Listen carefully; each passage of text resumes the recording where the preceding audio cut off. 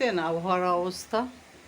একদম ছিটাফুটা রোদ নেই, দিন বাজে 11:30, কিন্তু ল্যাপের নিচে ভাই শুয়ে নেয়, কাজ কত।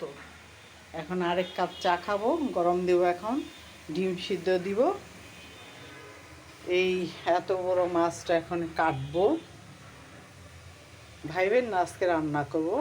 রান্না পরে দিন কালকে করব, গোসলের আগে কেটে রাখবো। এটা হলো নদীর পাঙ্গাস, প্যাকেট করা ছিল, এটাকেও প্যাকেট করে রাখবো গোসলের আগে। আজকে রান্না করব, এটা হলো নিহারি করব, আর হাঁসের ডিম ভুনা করব।